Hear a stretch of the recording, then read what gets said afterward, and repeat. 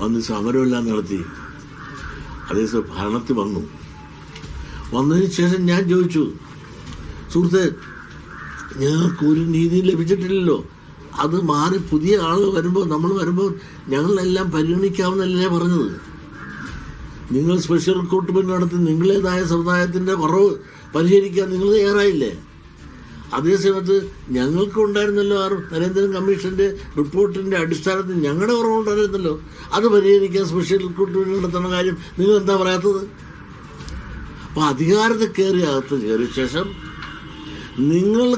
മുസ്ലിങ്ങൾക്കുള്ള കുറവ് പരിഹരിക്കാൻ ഗവൺമെന്റിന് ഉത്തരവിറക്കി സ്പെഷ്യൽ റിക്രൂട്ട്മെന്റ് നടത്തിയപ്പോൾ ഈഴവ സമുദായത്തുൾപ്പെടെയുള്ള പിന്നോക്ക സമുദായങ്ങൾ നിങ്ങളുടെ കൂടെ ഉണ്ടായിരുന്നല്ലോ, അവരുടെ കുറവും നരേന്ദ്രൻ കമ്മീഷൻ കണ്ടെത്തിയിട്ടുണ്ട്, അത് നിങ്ങൾ ചെയ്തില്ലല്ലോ എന്ന് പറഞ്ഞപ്പോൾ അതിനൊന്നും ഉത്തരവില്ല. മാത്രമല്ല, വിദ്യാഭ്യാസ സ്ഥാപനം നിങ്ങളൊന്ന് ആലോചിച്ച് നോക്കൂ. ശങ്കർ സാറിന് ശേഷം ഞങ്ങൾക്ക് എന്ത് കിട്ടി? 60 കൊല്ലത്തിന് മേലായില്ലേ? ഞാൻ എന്ത് തെറ്റ് ചെയ്തു?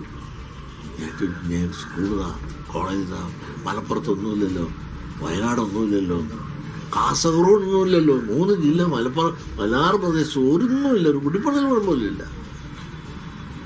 ഈ നോക്കാൻ പാർക്കലാവെന്ന് പറഞ്ഞുകൊണ്ട് നടന്നല്ലാതെ അതിനുശേഷം ആലുവ മണപ്പുറത്ത് പോലും കണ്ട ഭാവിയില്ലെന്ന് മാത്രമല്ല, അധികാരത്തിൽ ഇരുന്നുകൊണ്ട് പിന്നെ അവരുടെ വകുപ്പ് അവരുടെ സമുദായത്തിൻ്റെ വകുപ്പായി കണ്ടുകൊണ്ട് എല്ലാം ഒപ്പിട്ടെടുത്തു.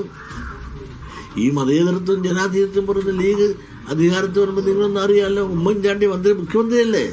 ആ മുഖ്യമന്ത്രി ആയിരിക്കുമ്പോൾ ഇവിടുത്തെ ജനാധിപത്യത്തെ തകർത്തവരല്ലേ ഇവര്? മലപ്പുറത്ത് പ്രഖ്യാപിച്ചില്ലേ അവരുടെ മന്ത്രിമാരും വകുപ്പും? ഈ കോൺഗ്രസ്സുകാർക്ക് വല്ലതും ചെയ്യാനത്തോ?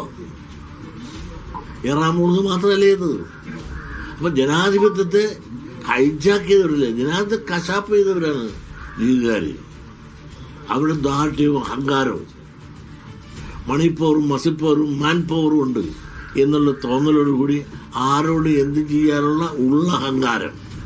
അതല്ലെങ്കിൽ ഒരു മുഖ്യമന്ത്രിയായി തെരഞ്ഞെടുത്ത് ഉമ്മൻചാണ്ടി ഇരിക്കെ മുഖ്യമന്ത്രിയോട് ആലോചിക്കാതെ അവരുടെ മന്ത്രിമാരെ പ്രഖ്യാപിക്കുകയും വകുപ്പ് പ്രഖ്യാപിക്കുകയും ചെയ്ത 5-ാം മന്ത്രി കൂടെ എടുത്ത കേരളത്തിൽ, ഇന്ത്യയിൽ അങ്ങനെ ഒരു ചരിത്രമുണ്ടോ ജനാധിപത്യത്തിൽ? ആ ചെയ്ത ആളുകളാണ്. ഇവിടെ മതേതരത്വം പറയും, അവരെല്ലാം നീതി ന്യായം വിട്ടൊന്നും ചെയ്യുന്നില്ല എന്ന് പറയുന്നത്. അവരുടെ കാര്യം വരുമ്പോൾ അവരിൽ ആരാണ്? ലീഗ് തന്നെ സമ്പന്നർക്കല്ലേ മാർഗമുള്ളൂ. നിങ്ങളെടുത്ത് നോക്ക്, ആ ലീഗിന് മലപ്പുറത്ത് എത്ര കോളേജുണ്ട്? 17 കോളേജുള്ള ആർട്സ് ആൻഡ് സയൻസ് ഉണ്ടായിരുന്നപ്പോൾ ഞങ്ങൾക്ക് കേരളത്തിൽ മൊത്തം അത്രയേ ഉള്ളൂ. ഈ 17 എണ്ണം എടുക്കുമ്പോഴും നിങ്ങളൊന്ന് ആലോചിക്കണം, അത് മുസ്ലിം സമുദായത്തിലെ സമ്പന്നരുടെ ട്രസ്റ്റുകൾക്കാണ് കൊടുത്തിരിക്കുന്നത്,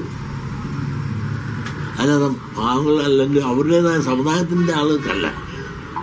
അപ്പം ഈ ലീഗ് എന്ന് പറഞ്ഞാൽ അത് മലപ്പുറം പാർട്ടിയാണ്.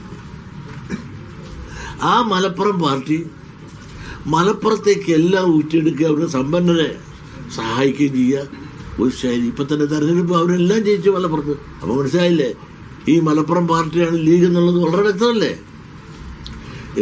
ആ സമുദായത്തിൽ എത്രയോ നല്ലവരുണ്ട്, എത്രയോ മാന്യന്മാരുണ്ട്.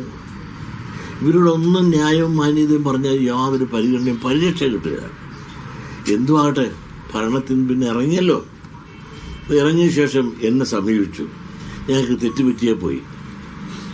അവർക്ക് വിദ്യാഭ്യാസ വകുപ്പ് കൈകാര്യം പോലും ഞങ്ങളോട് കാശ് ചോദിച്ചവരാണ്. അതിൽ വരെ ഞാൻ ഇവരോട് പരാതി പറഞ്ഞിട്ടുള്ളവരാണ്. ഞാൻ ഭരണം പോയ ശേഷം എന്നോട് ഈ നേതാക്കന്മാരെല്ലാം, അത് 1ാം കട നേതാക്കന്മാരെന്നെ എന്നെ സമീപിച്ചിട്ട് പറഞ്ഞത് തെറ്റുപറ്റിപ്പോയി, ഇനി നമുക്ക് തിരുത്താം.